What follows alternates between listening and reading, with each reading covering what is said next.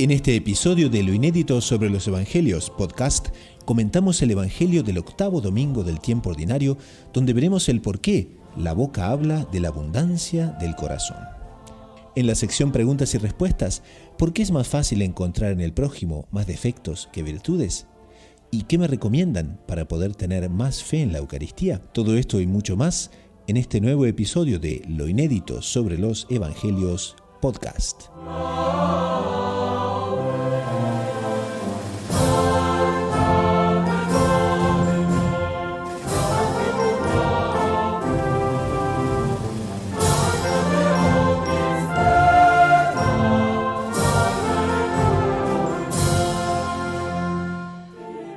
Bienvenidos a otro programa de Lo Inédito sobre los Evangelios. En esta semana estamos comentando el octavo domingo del tiempo ordinario, el Evangelio del octavo domingo del tiempo ordinario. Pero antes de comenzar, presentamos los participantes del programa. Estamos con el hermano Fernando Pío Galán, directamente desde Madrid. Salve María, hermano Fernando. Salve María, don Gustavo.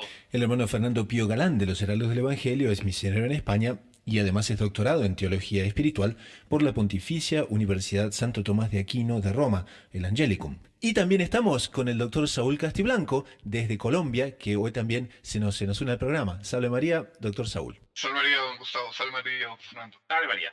El doctor Saúl Castiblanco es psicólogo, editor de la agencia de noticias Gaudium Press, edición hispana, es bachiller en Ciencias Religiosas por la Pontificia Universidad Santo Tomás de Aquino de Roma, el Angelicum, y por la Domuni, Universidad Internacional de los Dominicos, con sede en Toulouse, Francia. Bueno, entonces con mucha alegría comenzamos. Este es un evangelio realmente lindísimo porque habla justamente de la misión que tenemos, la misión de conducir a las almas al reino de los cielos, siguiendo con el Sermón de la Montaña, es confiada por nuestro Señor a los humildes, porque ellos reconocen su propia insuficiencia. Y eso seguramente nos va a ayudar a hacer un buen examen de conciencia. Pero entremos en el Evangelio de hoy. En aquel tiempo dijo Jesús a los discípulos una parábola. ¿Acaso puede un ciego guiar a otro ciego?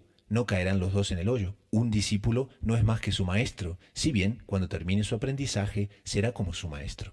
¿Por qué te fijas en la mota que tiene tu hermano en el ojo y no reparas en la viga que llevas en el tuyo? ¿Cómo puedes decirle a tu hermano, hermano, déjame que te saque la mota del ojo sin fijarte en la viga que llevas en el tuyo? Hipócrita, sácate primero la viga de tu ojo y entonces verás claro para sacar la mota del ojo de tu hermano. No hay árbol sano que dé fruto dañado, ni árbol dañado que dé fruto sano. Cada árbol se conoce por su fruto, porque no se cosechan higos de las zarzas, ni se vendimian racimos de los espinos.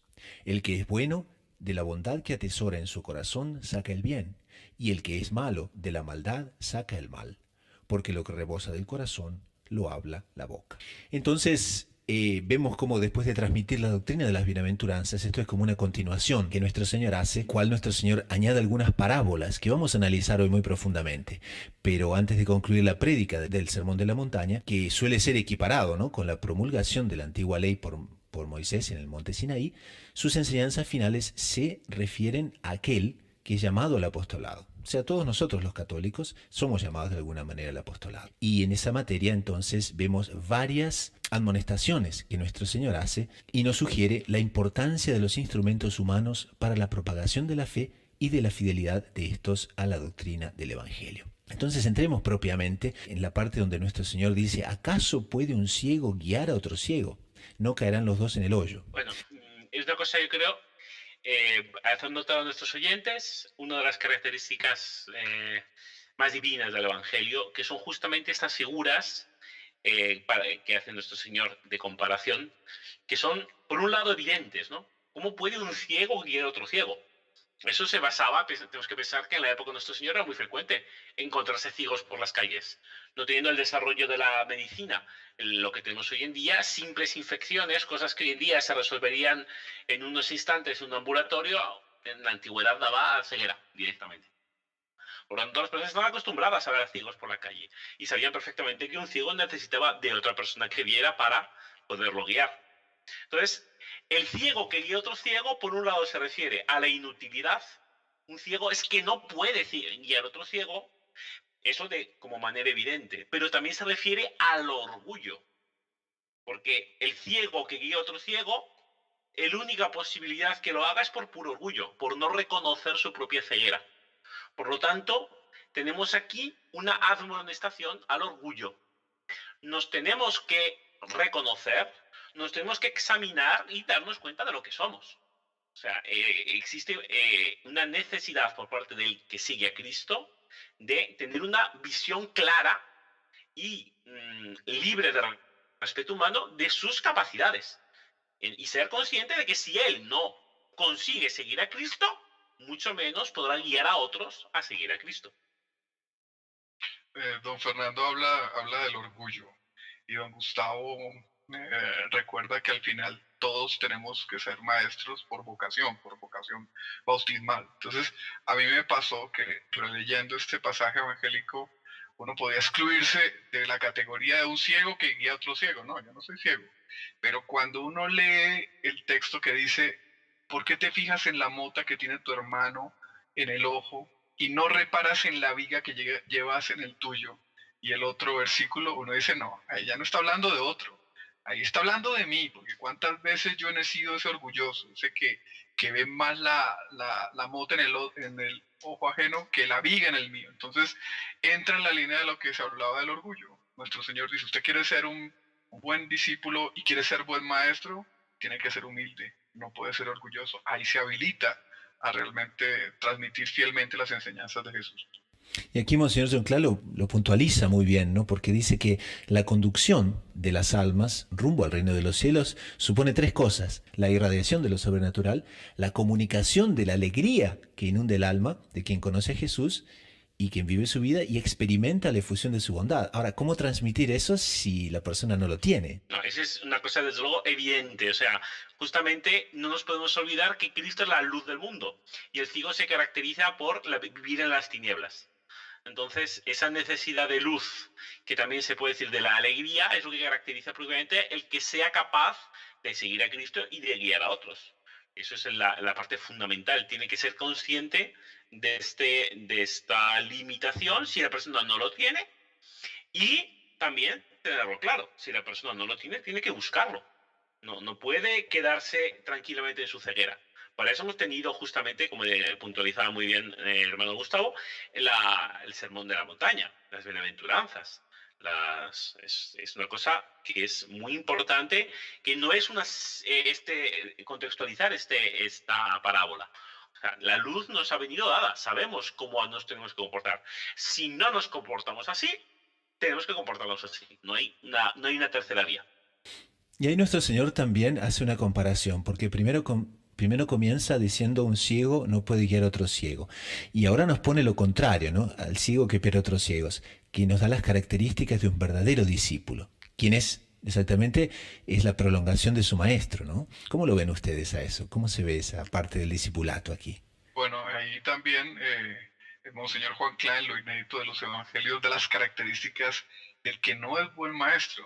Él dice, voy a leer textualmente, es aquel que empieza a atraer la atención de los demás hacia sí mismo y le quita el lugar a nuestro Señor y termina por llevar a los otros a donde no debería, que es, me imagino, al infierno, ¿cierto? Entonces el verdadero discípulo y el verdadero maestro son aquellos que tienen muy claro el rumbo y el fin, es nuestro Señor. Pero cuántas veces, y es la tendencia del pecado original, uno empieza a colocar cosechas propias y empieza a envenenar la verdadera enseñanza, ¿no? Y el propio Monseñor Juan Clark coloca a los fariseos como ejemplo. Ellos llenaron a los judíos de leyes y de todo tipo de normas absurdas y ocultaron la verdad divina en su enseñanza. Además de lo que dice el doctor Saúl, una cosa que es impresionante, que nuestro Señor dice, que es que el discípulo, el que es guiado, cuando acabe, puede ser como su maestro. De hecho, literalmente dice que puede ser más que su maestro. Literalmente, si bien cuando termine su aprendizaje, será como su maestro. O sea, nuestro Señor está diciendo a nosotros, ojo, Christianus alter Christus, que decía Tertuliano. Un cristiano es otro Cristo. Hemos sido llamados a seguir a Cristo para ser otro Cristo. Es una cosa tremenda. Por un lado, nos previene contra el orgullo. Ojo, que te puedes poner tú de maestro siendo que estás ciego. Pero por otro lado dice, si realmente haces lo que debes hacer, sigue las bienaventuranzas, te transformarás en otro Cristo, no en otro distinto, sino propiamente en un reflejo perfecto de Cristo. Esa es la finalidad de todo cristiano, porque como decía al inicio, todos los cristianos, aunque no seamos consagrados, tenemos la capacidad, la posibilidad y muchas veces también la vocación de guiar a otros hacia Cristo, que obviamente más responsabilidad tendrá un sacerdote, que para algo recibe el ministerio. Pero es que un padre de familia tiene una obligación grave con su prole.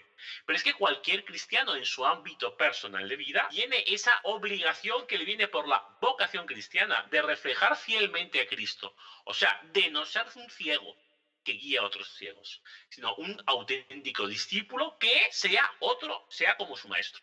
Y ahí en ese aspecto justo podemos entrar en otra definición muy interesante, porque en ese relacionamiento de familia, en ese relacionamiento de apostolado, en ese relacionamiento social que tenemos muchas veces, vemos la incapacidad de ver al prójimo como es debido.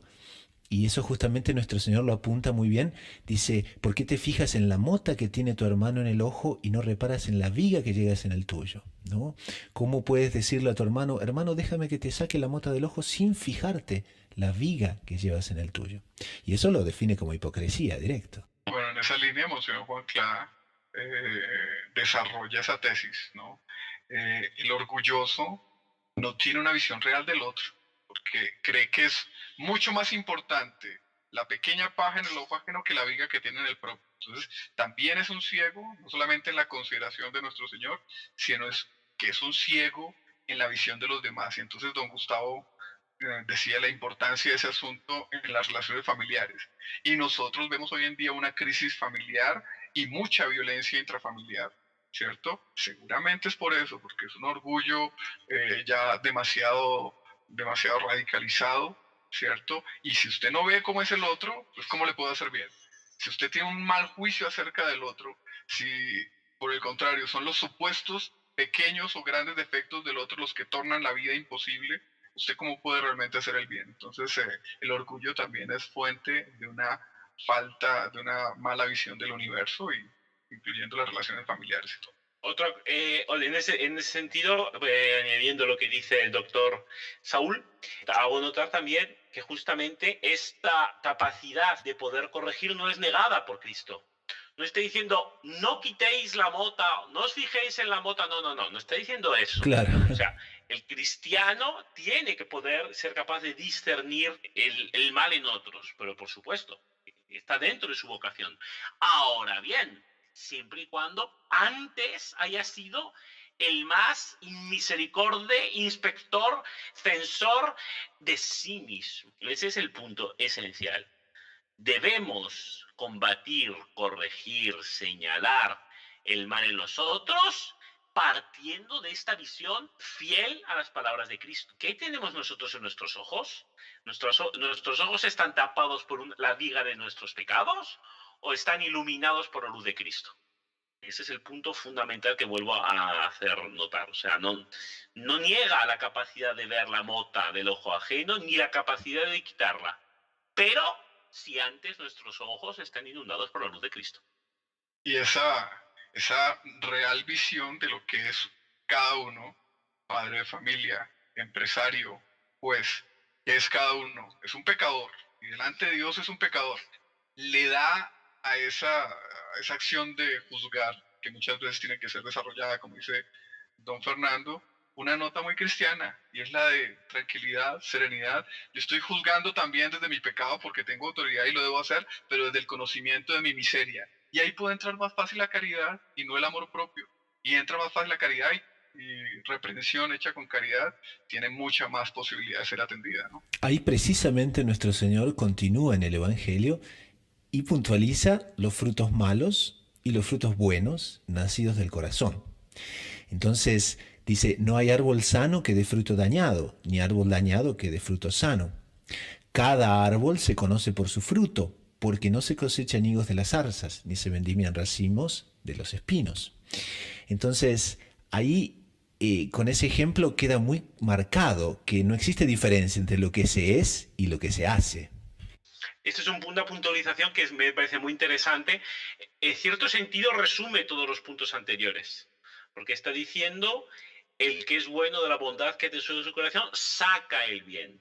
Y cuando dice saca el bien, actúa el bien, habla el bien, se comporta bien. Entonces, es un punto que resume las anteriores parábolas y las anteriores puntualizaciones que ha dicho nuestro Señor y que además nos sirve justamente como elemento de autoevaluación. O sea, nosotros tenemos, gracias a este criterio que nos da nuestro Señor, nos podemos evaluar. En este sentido, nos evaluamos las palabras, nuestras acciones, sí, pero ojo, nuestros sentimientos interiores. Porque es cierto que de lo que rebosa el corazón lo habla la boca. Eso a efectos externos. Pero de lo que rebosa el corazón nos vienen también nuestras reacciones, nuestros sentimientos. Entonces, esta parábola del ciego nos está exhortando fuertemente a que la luz de Cristo se refleje en nuestro interior y nosotros seamos capaces de hacer escrutarnos interiormente y ver los frutos que producimos. ¿Cómo es nuestro interior? Casi que se podría decir que el apóstol, antes de aprender qué es lo que debe decir, tiene que hacer ese autoexamen del que don Fernando está hablando. Autoexamen que no es otra cosa sino compararse con lo que él debería hacer en la línea de la santidad. En ese sentido, pues uno se acuerda, y creo que Monseñor Juan Claro cita en el libro, a don Chotar es la primacía de la vida interior para todo, para la salvación personal, pero para cualquier actividad, y específicamente para las actividades de querer guiar a otros hacia Cristo. ¿Cómo voy a querer yo guiar a otros hacia Cristo si yo mismo estoy en otra línea? Aquí nos pone justamente un contraste entre dos frutos. Por ejemplo, ¿cuáles eran las obras de los fariseos? Una aplicación inclemente de la ley, extenuando a todos con tantos sacrificios y que nadie conseguía cumplir en definitiva. ¿Y cuáles son las obras de nuestro Señor? Una doctrina nueva, confirmada por milagros, resurrecciones, expulsiones de demonios. O sea, las obras daban a conocer quiénes eran ellos y quién era nuestro Señor. Y eso también se podría aplicar a nuestra vida diaria, ¿no? ¿Quiénes somos? Viendo un poco cuáles son los frutos que tenemos. No sé, don Fernando, pero yo siento como que si nuestro Señor en todo este texto evangélico tuviese una intención como que princeps, como que principal, como una rierpance detrás de todo lo que dice, y es un deseo muy claro de que cada uno identifique al falso maestro, que para no ser fariseos tampoco, con mucha frecuencia somos nosotros, ¿no? Entonces, hipócrita, no se examina a sí mismo, gusta de enseñar las cosas de él y no las de Cristo. No sé, yo siento que nuestro Señor tiene esa intención muy, muy fuerte, porque es muy importante no escoger malos guías y evidentemente no ser mal guía. Desde luego, el punto fundamental para entender esto me parece que justamente el versículo 43. No hay árbol sano que dé fruto dañado, ni árbol dañado que dé fruto sano. Cada árbol se conoce por su fruto, porque no se cosechan higos de las zarzas, ni se vendimian racimos de los espinos. Él está utilizando una exageración didáctica de nuevo, porque ojo que tanto el higo cuanto los racimos, la uva, eran muy codiciados, porque tenían la capacidad los dos de ser secados y hacer higo seco y uva seca, pasas, y ser consumidos todo el año. O sea, eran auténticos tesoros, a diferencia de otros frutos de la tierra que tenían que ser consumidos frescos. Estos eran auténticos tesoros para las casas, eran muy apreciados. Otra cosa no nos podemos olvidar, en tiempo de nuestro Señor, Israel, uno de sus símbolos era justamente el racimo de uva, uno de los símbolos del pueblo de Israel, que se refería a la llegada de Moisés a la tierra prometida, cuando traen como frutos de la tierra un racimo enorme que cuelga, que tiene la altura de una persona. Entonces, él está colocando los mejores frutos de la tierra ¿en comparación de qué? De la zarza y del espino, que eran conocidos en la época por ser propiamente vegetales totalmente estériles. O sea, él está colocando, por un lado, el mejor fruto de los árboles, junto con la peor especie de las vegetales, ¿no? Las totalmente estériles. Por lo tanto, está diciendo, no hay punto medio. Está diciendo... Ahora, sí, ¿cómo son nuestros frutos, don Fernando? Los que por algún u otro motivo tienen una misión apostólica más definida. Y es una pregunta la que levanto. ¿No son medio uvas y medio zarzas? ¿No son medio higos y medio espinos? Eso no nos inhabilita, el que tenga esa disparidad no nos inhabilita para el apostolado. Bueno, que estamos propiamente poniendo en relieve es la disparidad didáctica que pone nuestro Señor. Obviamente, esa perfección de conseguir higos, pues tal vez no esté en nuestra especie vegetal particular. Pero ahí está el asunto. No nos olvidemos lo que hablamos el día de las bienaventuranzas. Nuestro Señor nos pone la meta muy clara, pero es que nos da los medios para conseguirla. Con el bautismo vivimos en la gracia de Dios. Estamos llamados a vivir en la gracia, a beneficiarnos de su potencia, a beneficiarnos de su empuje. Cristo no solo nos pide, sobre todo nos da. Tenemos que ser fieles y agradecidos y verdaderos discípulos ante esta enseñanza y energía proporcionada por Cristo, por su gracia, para con ella realmente conseguir la meta alta que nos coloca. Que por nuestras solas fuerzas nunca la conseguiríamos, pero siendo fieles a la ayuda que nos da Cristo, somos plenamente capaces de conseguirla. Podemos decir francamente que es un llamado a la autenticidad, porque si vamos realmente a hablar sobre nuestro Señor, a hablar sobre la Iglesia, eso tiene que estar tan profundamente en nuestro corazón que deje una marca en otros, ¿no? Por ejemplo, aquí dice un conocido exegeta: el hombre actúa en función de lo que en realidad es. Aunque utilice algún truco disimulador, sus actos y sus palabras son el reflejo exacto de lo que es en lo más profundo de sí mismo. En el fondo, que la boca habla de la abundancia del corazón. Yo creo que don Fernando hablaba de la gracia. Yo creo que, bueno, cuando se conoce lo que es la gracia, uno dice, uy, qué maravilla. No, es una ayuda divina que lo hace a la persona participar de la vida interna de Dios y que además es conexa con los dones del Espíritu Santo y con las virtudes infusas. Pero yo creo que esa definición también es antipática para el orgulloso, porque el orgulloso dice, oiga, entonces algo ajeno a mí es el que me va a conseguir el resultado que quiero. No, yo lo desecho. Yo lo desecho. Entonces la aceptación de la gracia ya es un signo de humildad, ¿no? Por excelencia, desde luego, el aceptar que Cristo actúe en nosotros como agente principal es, por supuesto, el mayor signo de humildad. Porque uno puede decir, bueno, pero si como actúa Cristo, yo solo lo dejo actuar, es fácil, es más cómodo así. La psicología humana yo creo que no va por ese lado. A nosotros nos gusta ser padres de nuestras acciones, poder decir, no, esto lo he hecho yo. Es típico de un niño pequeño cuando está creciendo, cuando aprende a hacer algo en cierto momento que rechaza la ayuda de quien le hasta entonces le había enseñado.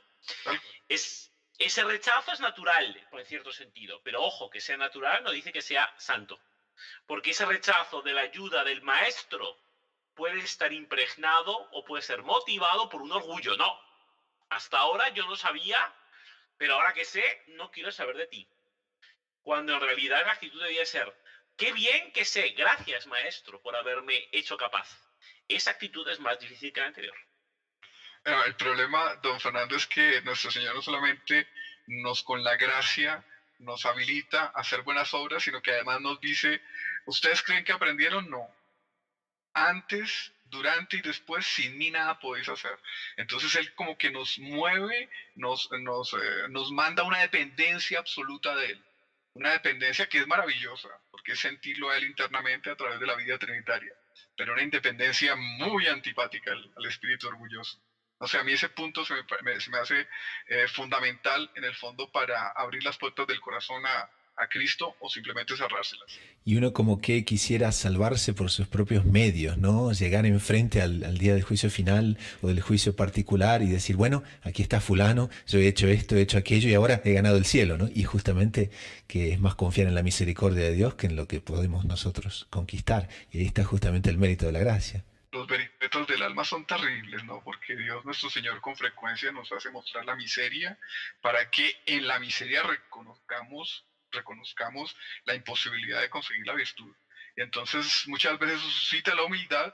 En la humildad vienen las gracias, con las gracias obtenemos ciertos resultados y después desconocemos que esos resultados fueron consecuencia de la gracia de Dios. Nos apropiamos de la propia gracia de Dios, ¿no? Tremendo, sí. Pero infelizmente la naturaleza humana dañada por el pecado original, tiene esas reacciones. Entonces, podríamos acercarnos a la conclusión de este evangelio, que es tan rico y que yo creo que, no sé si los oyentes sienten eso, lo sentimos aquí entre el panel, que podríamos conversar de esto por varias horas, pero la conclusión podría ser bien trazada en este momento y podemos llegar exactamente a lo que Monseñor nos dice en el libro, donde concluyendo este evangelio dice: sabemos de antemano que el ingreso al reino de los cielos será franqueado a los buenos según los frutos presentados. Por esto se conocerá la sinceridad de nuestra entrega a Dios. Y Dios mismo toma la iniciativa de amarnos por libre y espontánea voluntad, arrancándonos del lodo y elevándonos hasta la más alta cima sobrenatural, la vida de la gracia. ¿Qué haremos nosotros para retribuirle? Teniendo presente que esos frutos también se refieren al modo con que guiamos al prójimo por las vías de la salvación. Pidamos la insuperable intercesión de María Santísima, para obtener de ella la gracia de ser transformados en discípulos restituidores de todo lo que recibimos de Dios. Y más aún, en hijos cuya vida pueda ser comparada al cristal colocado en la custodia. Un simple objeto que no impide a los fieles la contemplación de Jesús hostia y cuya calidad será mejor cuanto más transparente sea. Pues me parece, desde luego, un ejemplo muy evangélico, porque nos permite identificar de forma intuitiva y práctica nuestra práctica religiosa el papel propiamente del discípulo, que es justamente el cristal del ostensorio de los tensorios a la Eucaristía. El mejor discípulo es como el cristal de la custodia, es el que no tiene raya, el que no tiene polvo, prácticamente el que no se hace ver. El que mirando ese cristal, uno no ve el cristal, ve lo que tiene detrás, ve lo que está llamado a hacer. Entonces es el mejor discípulo, es el que es su maestro. No es parecido a su maestro, no, directamente lo es. Quien ve el cristal, ve la hostia que está justo detrás. Y entonces, pero es necesaria.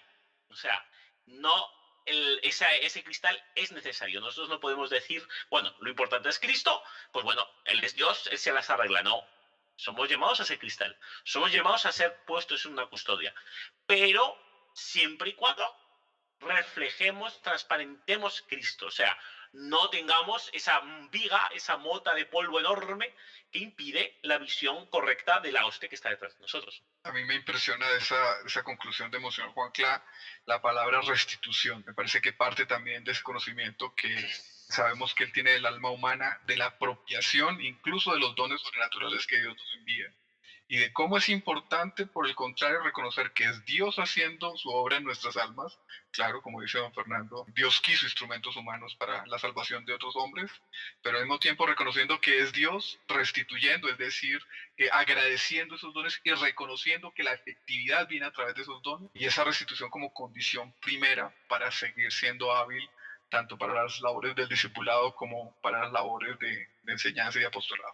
Sobre todo en estos tiempos tan llenos de crisis, tan llenos de escándalos, tan llenos de cosas que realmente muchas veces nos dejan en estado de duda o en estado de tentación. Aquí la conclusión final que podemos dar es brillante cuando el Monseñor dice: seamos auténticos seguidores de nuestro Señor y devotos hijos de la Santa Iglesia, empeñados en difundir por el mundo la luz recibida de lo alto. Y de nuestro interior saldrá toda especie de buenos frutos, porque, y aquí cita el doctor Plinio Correa de Oliveira, cuando los hombres resuelven cooperar con la gracia de Dios, entonces se operan las maravillas de la historia. Y cuánta esperanza nos da, sobre todo en la situación actual, ¿no? Por supuesto, sobre todo, máxima esta referencia a cuando nos decidimos a cooperar con la gracia de Dios. En la historia justamente nos da los ejemplos. Da igual la situación, da igual lo mal que se esté, Si cooperas con la gracia, después las generaciones posteriores se maravillarán de esta cooperación. O sea, de la gracia de Dios siendo reflejada en los actos humanos, como ya pasó tantas veces en la historia. Ahora bien, si insistimos en no cooperar con la gracia, si insistimos en colocar zarzas y vigas en nuestro actuar humano, no nos podemos quejar de los resultados. Entonces pasemos a una pausa musical con el coro y la banda de los Heraldos del Evangelio y enseguidita retornamos con el segundo segmento del programa, que es las noticias de lo que ocurrió en la iglesia y en el mundo. Un instante.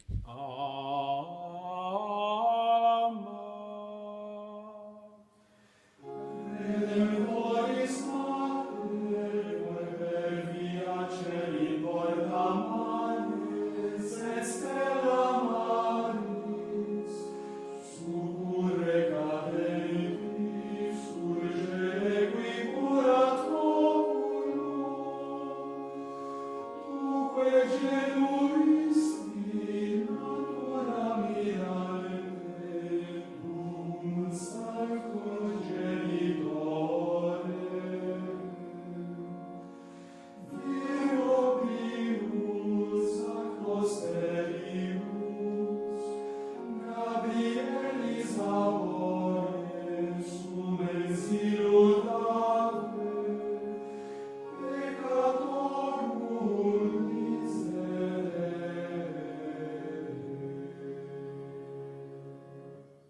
Entonces pasamos al segundo segmento con las noticias de lo que aconteció en la iglesia y en el mundo.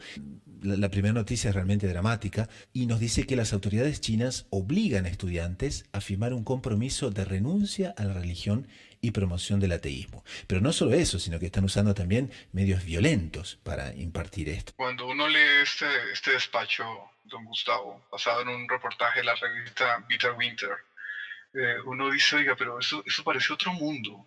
Y es una dicotomía la que se forma en el espíritu, porque estamos rodeados de aparatos chinos, ¿cierto? Y de cosas chinas. Y no tiene la tendencia a creer pues que las libertades de las que goza el mundo occidental son las mismas libertades de las que goza el mundo chino, porque hace parte de nuestro mundo. Y cuando uno se depara que los estudiantes de primaria y secundaria son obligados a firmar compromisos de abandono de la religión, que cuando ellos tienen la menor, esbozan el menor deseo de no firmarlo, son golpeados, son golpeados por sus maestros.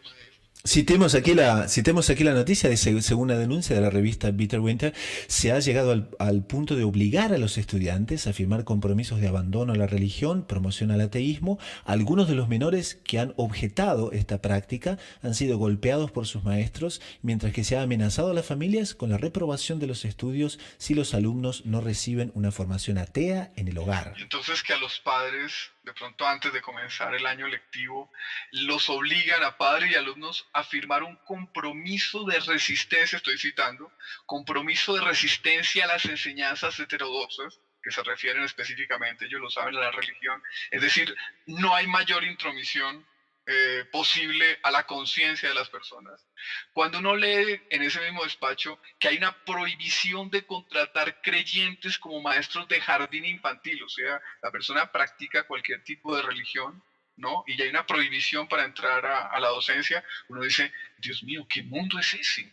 ¿Qué mundo es ese? Entonces no podemos creer que China es como lo pensamos a veces en el mundo occidental subconscientemente y evidentemente en todas las relaciones de tipo comercial, de tipo diplomático, los gobiernos occidentales, los gobiernos que afirman estas libertades, por así decirlo, deben exigir al gobierno chino que respete esas libertades que no son otra cosa sino derechos naturales del ser humano. ¿A qué? A practicar la religión que tienen como cierta, a la libertad de que los padres formen a sus hijos en sus creencias, etcétera, etcétera, etcétera. Bitter Winter recordó que esta forma extrema de propaganda no solo es inhumana, sino que también viola el artículo 14 de la Convención de las Naciones Unidas, en la cual se afirma que los estados partes respetarán los derechos y deberes de los padres y, cuando corresponda, los tutores legales, de proporcionar orientación al niño en el ejercicio de su derecho de manera compatible con las capacidades y evolución del niño.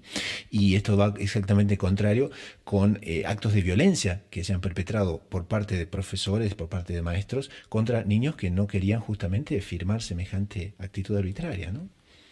La siguiente noticia nos lleva a Battle Creek, en Michigan, donde un grupo de estudiantes construye una capilla del Santísimo y la ermita de la Santísima Virgen para su escuela. Qué contraste este, ¿no? Los estudiantes de St. Philip Catholic Central High School ejecutaron su proyecto de servicio comunitario construyendo la capilla y la ermita donde enseñarán a otros niños a orar. No, realmente, pues sí, como dice el hermano Gustavo, es literalmente otro mundo, porque tenemos este ejemplo de menores de edad que por iniciativa personal, aquí desde luego nadie les ha obligado, o no nos olvidemos de la situación que estamos hablando, sería totalmente imposible, pero como son estudiantes católicos de una escuela católica, han utilizado sus conocimientos aprendidos en la escuela, su formación humana, para una obra física concreta. Ahora bien, con una dimensión espiritual. Una cosa muy bonita es que la capilla está dedicada al mártir más joven recientemente canonizado, San José Sánchez del Río, el joven mártir de 14 años que murió durante la persecución religiosa en México, en inicios del siglo XX. Entonces, tiene un punto, digamos, de mayor relevancia que estos jóvenes norteamericanos dediquen la capilla a otro joven que, como ellos, vivió su fe y la vivió hasta el extremo comentando el Evangelio que estábamos hablando, fue como Cristo, porque ofreció su sangre por Dios, como la ofreció nuestro Señor Jesucristo, que lo ofreció por nosotros. Entonces, realmente, este tipo de noticias pues, nos hacen ver que a pesar de que puede haber situaciones bien complicadas y peor incluso de lo que pensamos en el mundo, la providencia no se deja ganar. Siempre tenemos otros elementos que nos hacen albergar esperanzas sobre el tema. Siguiendo en esa línea también tenemos otra noticia que habla de un estudio en Estados Unidos que revela el aumento en número de religiosos y religiosas que profesan sus votos perpetuos. Ese es muy interesante, esta es investigación nuevamente de Estados Unidos, y lo que le hace relevante no es tanto el número en sí mismo, porque el propio estudio, la metodología, lo deja claro, con este estudio no busca conocer las cifras absolutas de crecimiento o de decrecimiento, sino entender la proveniencia, los orígenes de estas vocaciones que han hecho los votos perpetuos. Y entonces en estos datos, pues tiene un punto, me parece, en fin, yo animo a los oyentes a que consulten el link de la noticia para poder profundizar, pero me parece muy interesante que aparte de que aumenta y de forma no pequeña el número de votos, aunque sean solo 40 personas, recordemos que el estudio no busca números absolutos, sino la tendencia. Y una cosa muy interesante es que 2/3 partes de estos religiosos de votos perpetuos son nativos de Estados Unidos. O sea, son vocaciones norteamericanas. No es que, como muchas veces los enemigos de la iglesia dicen, son vocaciones importadas, una manera artificial de hacer crecer la iglesia o ciertas congregaciones para que parezca que crece. No, no, son locales. El resto, el tercio restante, son de proveniencia asiática, el 16% restante de proveniencia asiática y el 10% de proveniencia hispana. Y lo que me parece muy interesante y en cierto sentido una caricia de la providencia es que el país extranjero con mayor número de religiosos haciendo votos perpetuos sea Vietnam, que por excelencia es una referencia de un país bajo una dictadura férrea de signo anticatólico. Pues la providencia no se dejaba vencer, a pesar de tener este origen, y acordémonos, no es un país especialmente poblado, no es que estemos hablando, no es una China, para nada. Tiene muchos habitantes, pero tampoco estamos hablando de los países más poblados de la Tierra. Tiene un gran número de católicos fieles que acaban siendo religiosos y haciendo estos votos perpetuos. Pero de todas maneras, animo a los oyentes a que lean la noticia para ver que son elementos de esperanza en el mundo moderno. Hay una característica aquí muy interesante, hermano Fernando, que dice que estas vocaciones vienen en general de familias católicas y numerosas. Claro, desde luego, y tiene todo el sentido, porque aquel que ha respondido de forma generosa a Cristo, a la luz de Cristo, pues aceptando los hijos como los manda la providencia, tiene por otro lado justamente la respuesta por parte de Dios en esta capacidad de hacer crecer a la Iglesia en sus miembros consagrados. Es una cosa muy bonita. Y la siguiente noticia nos viene de Info Católica y nos habla de un estudio, otro estudio también. Según un nuevo estudio, las personas religiosas son más felices. Y esta pregunta nos gustaría ponerla al doctor Saúl. ¿Cómo se ve eso, doctor Saúl, desde el punto de vista del psicólogo católico? ¿Por qué exactamente las personas que son más felices es porque son personas religiosas? Bueno, primero decirle a don Gustavo que este es un estudio de una institución muy seria, que es el Pew Research Center, pero que confirma otros estudios que ya dicen lo mismo. Son muchos los estudios que afirman que las personas activamente religiosas son más felices. Las que se declaran a sí mismas activamente religiosas se declaran más felices. Y entonces la noticia muestra que esto ocurre, por ejemplo, de los países que muestran alta práctica religiosa, esto ocurre específicamente en naciones hijas de España, ¿no? México, Colombia y Ecuador. Entonces, don Gustavo pregunta el por qué. Y el propio estudio da algunas pistas, ¿no? Uno sabe que en el fondo la felicidad es la práctica de los mandamientos y el sentirse habitado por la Santísima Trinidad de la persona en gracia de Dios, ¿no? Pero hablemos de cosas externas, por ejemplo, estas personas que se declaran más felices y que tienen más práctica religiosa, fuman y beben menos. Entonces, por así decir, gozan menos la vida que los que normalmente serían tenidos como más felices, ¿no? Son más solidarios y participativos y esto les reporta más felicidad y es algo que ya casi que es ley dentro de los estudios psicológicos. Las personas que se dan sea en voluntariados, sea en otras actividades extra trabajo. Y en el caso pues de los fieles católicos, por ejemplo, las personas que se entregan por amor a Dios al servicio del prójimo, reportan ser más felices, ¿no? Entonces el estudio en ese sentido es muy interesante. Son gente que por justamente pensar menos en sí mismo, y esto no lo estoy diciendo, este estudio del Pew Research Center, piensan menos en sí mismos, son más solidarios, están más interesados en la vida social, están más interesados en las cuestiones de qué está ocurriendo con el Estado, con los países vecinos, cómo está la seguridad social. Son personas que votan más. Entonces casi que podríamos resumir, viven menos en función de sí mismos, viven más en función de los demás, practican la religión con seriedad, son más generosos. Bueno, ahí nos van dando las pistas que nosotros sabemos a qué realidad fundamental indica. Una cosa muy interesante para ilustrar justamente el Evangelio que acabamos de comentar en el segmento anterior, ¿no? Claro. De los frutos se conoce el árbol. Y es una cosa interesante que no es solo a los demás, es los frutos para sí mismo. Muy interesante el estudio. Entonces pasemos a otro espacio musical con el coro de los Heraldos del Evangelio en un poco de canto gregoriano que tanto nos reporta hacia los ángeles, y enseguida volvemos con el siguiente segmento, que es la sección Preguntas y Respuestas.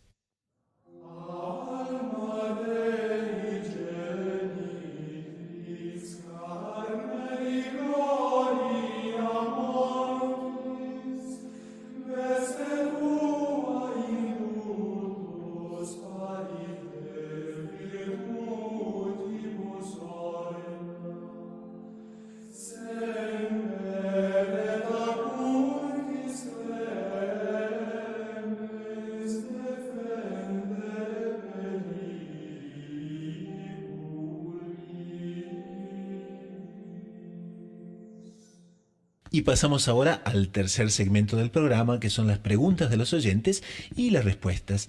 Les recordamos que pueden enviarnos sus preguntas a nuestro nuevo email en Radio María, que es ise@radiomaria.ca, o al otro que tenemos ya siempre en utilización, que es info@loineditomultimedia.com.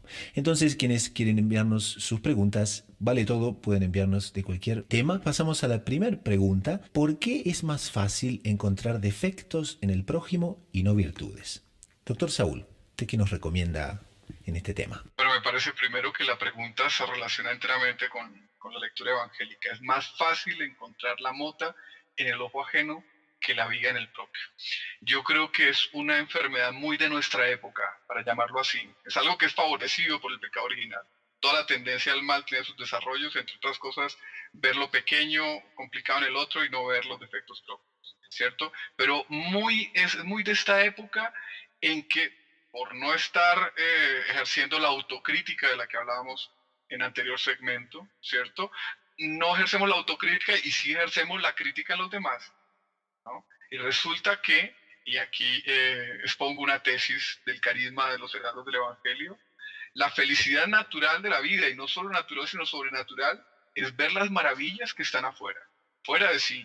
Y qué maravilla mayor que ver las virtudes existentes en el alma de los otros, inclusive virtudes que a veces conviven con defectos, ¿cierto? Entonces, esa tendencia es favorecida por el pecado original, favorecida por un no examen de conciencia. Si vamos al Padre Nuestro, es una tendencia favorecida por el no perdón de los otros, que ocasiona también la retracción de las gracias hacia la propia alma cuando nosotros tratamos al otro de una manera inmisericordia e injusta, sin haber hecho esa evaluación propia, personal, dura, que tiene que ser así. Nosotros retraemos las gracias y eso también favorece la crítica de los otros. Y yo creo que la persona que está viendo constantemente la mancha pequeña negrita en el mantel blanco, ¿cierto? Torna su vida un infierno y torna la vida de los que se le acercan también un infierno. Entonces es casi que un examen de conciencia el que esa pregunta nos llama a hacer. ¿Qué nosotros vemos en el universo que nos rodea? Vemos las virtudes, vemos los defectos, entre otras cosas, porque ¿cuál es la mejor forma de tratar un defecto? Es haciendo silencio al defecto. Bueno, a veces hay que criticarlo de una manera explícita, pero comúnmente en las relaciones cotidianas es haciendo un vacío al defecto y fomentando la virtud en el otro. Entonces, esa tendencia también es una tendencia fundamentalmente antiapostólica. Muy bien, y otra pregunta que nos envían: ¿qué me recomiendan para aumentar mi fe en la Eucaristía? Hermano Fernando, ¿qué le recomienda?